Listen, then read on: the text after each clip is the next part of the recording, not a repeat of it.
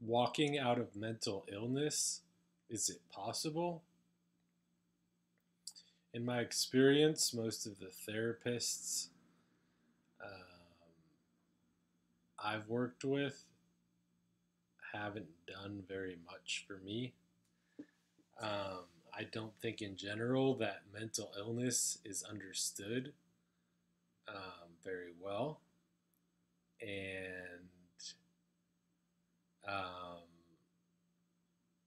I mean, if you just have a look at the average normal person, how well do they understand how their mind works? Not very, it's pretty widely accepted that there's a subconscious or unconscious component to the psyche. And uh, there's a lot of things that just aren't explained about, a normal functioning human being. So it's not, difficult to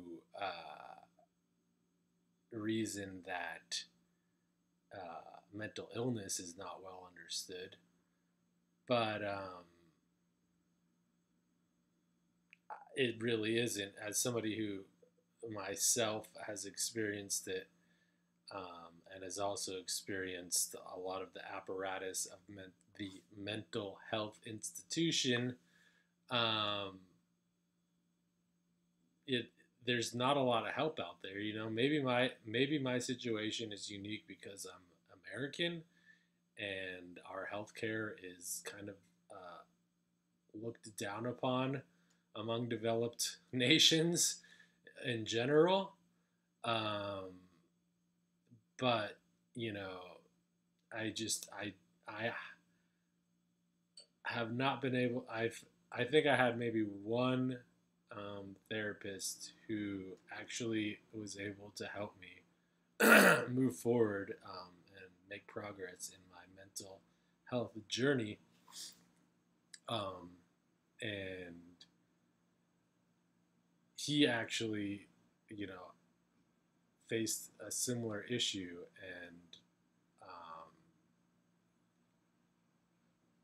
that's how he was able to, sort of empathize with me in my situation, I think. And but he was one of several that I saw over years, and most of the rest of them, despite their good intentions, um, weren't able to help me. And so, what it's ended up coming down to for the most part is, me having to walk out of my own mental illness. And I'm not there yet. I don't know if I ever will be, um, because at least here in the U.S., there just really is. It's pretty difficult for somebody, who doesn't have an overt, who isn't like violently mentally ill to the point where they clearly need to be like put in a mental institution to protect other people. Um, there just isn't a lot of help out there. I'd say depression is debilitating, and nobody who's actually suffering from real depression should have to get up and go to work, because they're spending 8 hours a day focusing on making somebody else money, doesn't give you enough time to work on yourself and do the introspection and self honesty and self writing and self forgiveness required to you know have a chance of rising out of your depression. Um,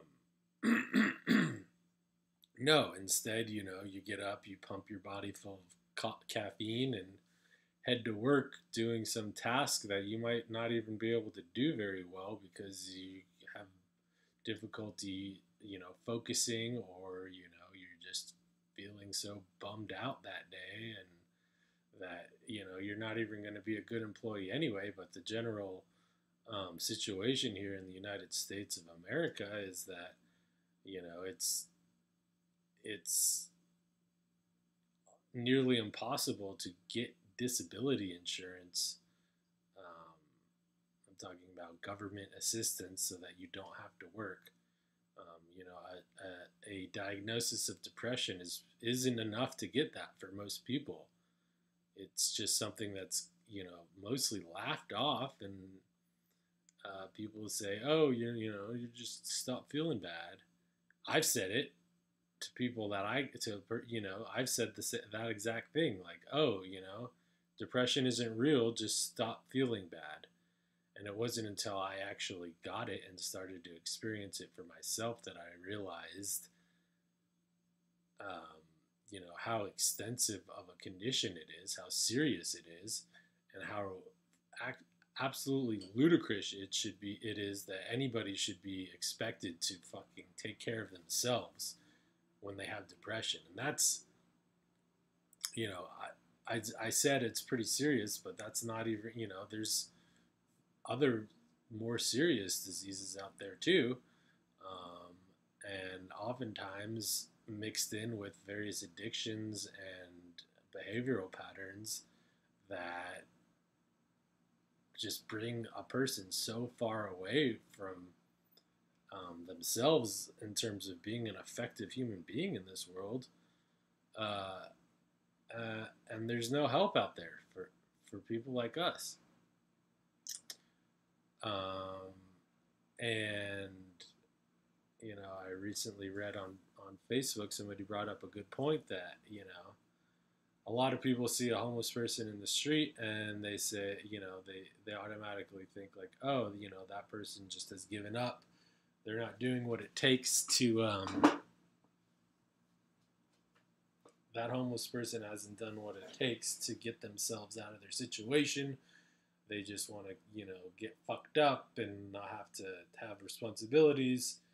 And for the most part, the pain of somebody whose mental illness has brought them to homelessness is so great. And if you actually were able to, get in a conversation with this person where they felt,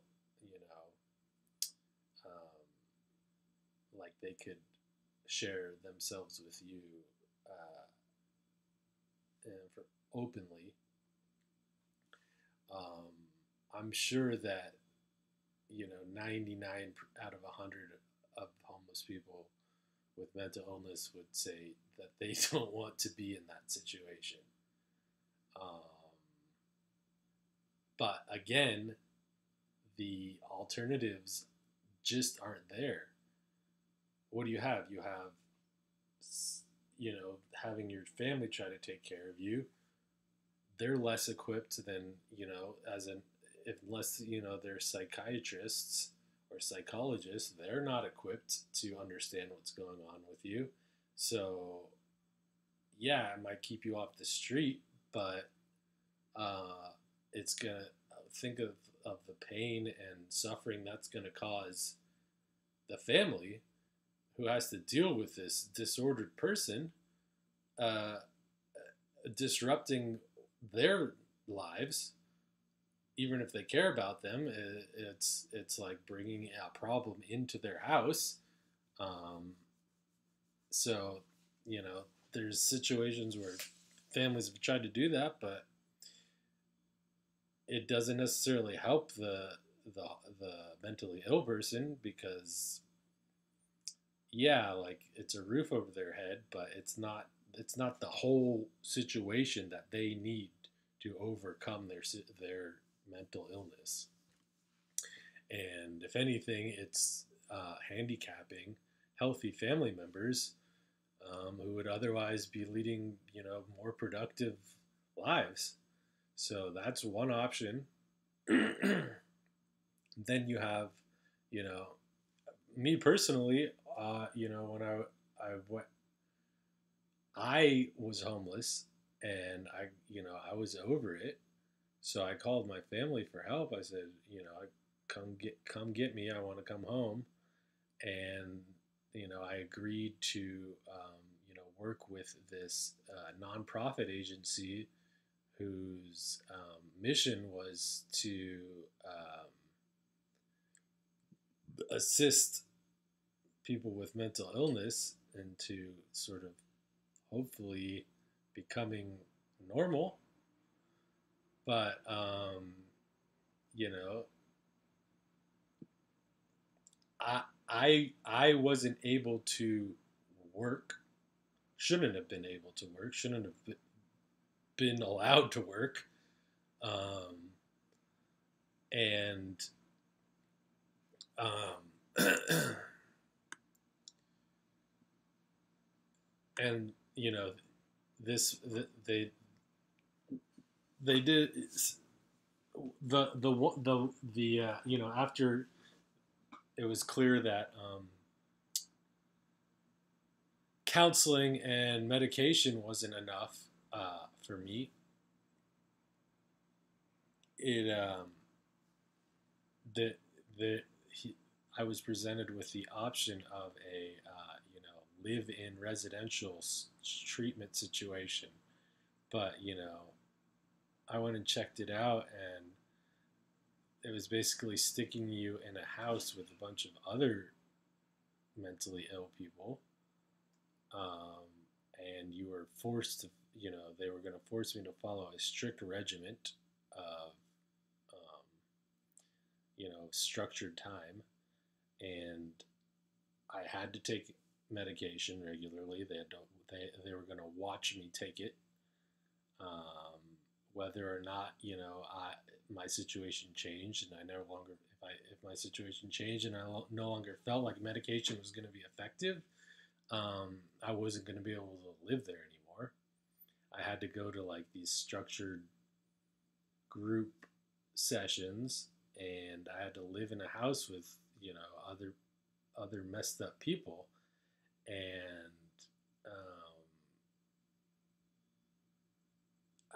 I decided it wasn't for me. But that was the guy who worked for the nonprofit tried to help me get disability, but I was rejected, or it was extremely difficult to get it. It was a very hard process. Um, I don't remember if I even actually was rejected, but it was just such a difficult process that I can't imagine, most people with mental illness like being able to navigate to get themselves off of, um, onto government assistance. So, at that point, it was like, what do I do? Living with my family wasn't helping me get better. Um, it was, if anything, it was enabling me to keep participating in things that were probably making the situation worse, in terms of prolonging my, you know, becoming well. And, um, you know, it was, it's, it's a miracle that I'm here and able to make this video.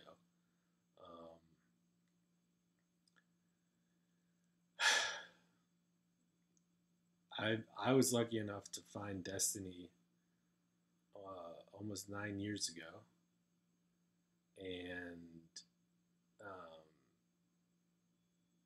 only through actually investigating the research that's been presented about how the mind functions have I been able to start to understand what happened to me, and that there are actually steps that are available for people with mental illness to take to start to get out of what's happened to them. But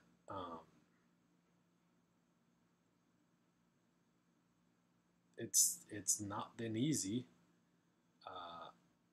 keeping a job is still very difficult. Relating to people is still extremely difficult. Um, and I don't know if I'm gonna make it out of this. I don't know if I'm gonna make it out of mental illness. And I'm in a wealthy country with,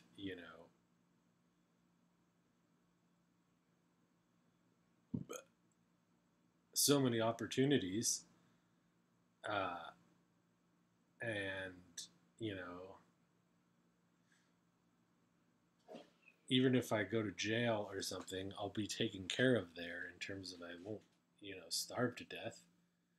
But you know, imagine somebody in a third world country where the average person struggles to make a few dollars a day. Um, a mentally ill person there, no chance, no chance. And this is I'm surrounded by people with a pretty good education level relative to the world. You know, people haven't been educated well. I wouldn't say that the education system in the United States is good, but 95% of people are literate, and but 95% of people can't help a mentally ill person, and I'd say 95% of professional psychologists can't help a mentally ill person.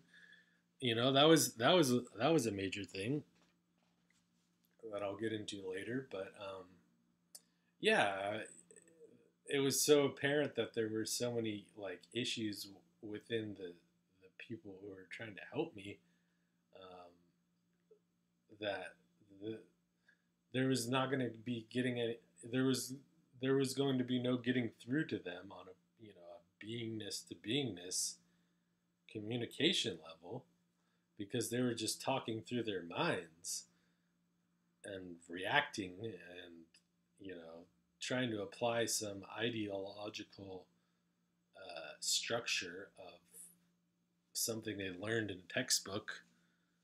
And how how does that make you feel? Just trying to apply a formula to a real living person in front of them, uh, and it was not effective. So I mean, it when you look at something like mental illness, you know, that's going to be one of the things that most likely will take changing the entire world economic system to unconditionally support every human being's right to um, shelter, food, water, clothing, health care, effective health care that actually works because it understands what's going on and what's needed um, to make solutions for the beings affected. Um, because until the entire external structure is put in place to support all beings unconditionally, a mentally ill person's chance of transcending their predicament, when the average person can't even transcend their own mind, uh, when they're not facing a misalignment in their resonant structure, uh, it's virtually impossible.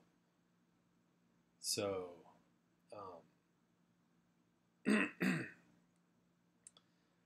I would say to answer the original question, is it possible to transcend mental illness?